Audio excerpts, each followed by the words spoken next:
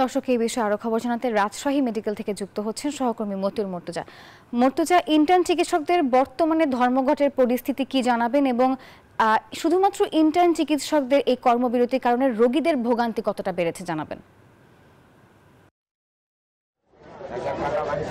নাফিসা, দুপুর 12টা থেকে ইন্টার্ন চিকিৎসকদের কর্মবিরতি কিন্তু অব্যাহত রয়েছে। এর ফলে রোগী এবং তার স্বজনরা কিন্তু তীব্র ভোগান্তিতে পড়েছেন। আমরা রাজশাহী মেডিকেল কলেজ হাসপাতাল কর্তৃপক্ষের সঙ্গে কথা বলেছি। তারা বলছেন যে রাজশাহী মেডিকেল কলেজ হাসপাতালে প্রায় 277 জন ইন্টার্ন চিকিৎসক রয়েছেন। তারা কর্মবিরতির ফলে চিকিৎসা ব্যবস্থা বিপর্যস্ত হয়েছে। তবে হাসপাতাল কর্তৃপক্ষ বিকল্প উপায়ে চিকিৎসা সেবা কার্যক্রম অব্যাহত রাখার চেষ্টা করছেন এবং জরুরি যে চিকিৎসা সেবা কার্যক্রম সেই চিকিৎসা সেবা কার্যক্রম অব্যাহত আছে।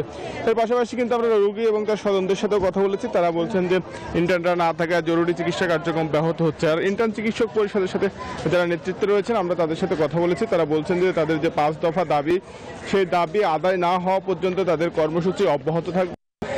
তারা বলছেন যে এই যৌক্তিক দাবি মেনে নেওয়ার ব্যাপারে তারা আরো কঠোর আন্দোলন দেবেন প্রয়োজনে। আর তাদের দাবিগুলো ওর মধ্যে কিন্তু রয়েছে যে এমবিবিএস এবং বিডিএস ব্যতীত কেউ ডাক্তার শব্দ ব্যবহার করতে পারবে না।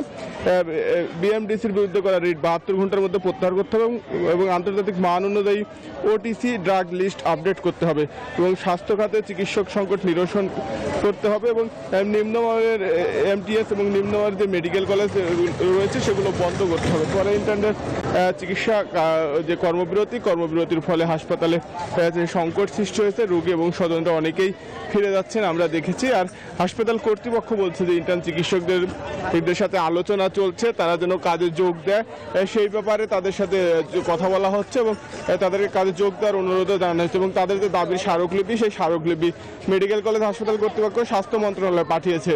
এই ছিল রাজশাহী মেডিকেল কলেজ হাসপাতাল থেকে সর্বশেষ। নাফিসা। মুর্তজা, আপনাকে ধন্যবাদ।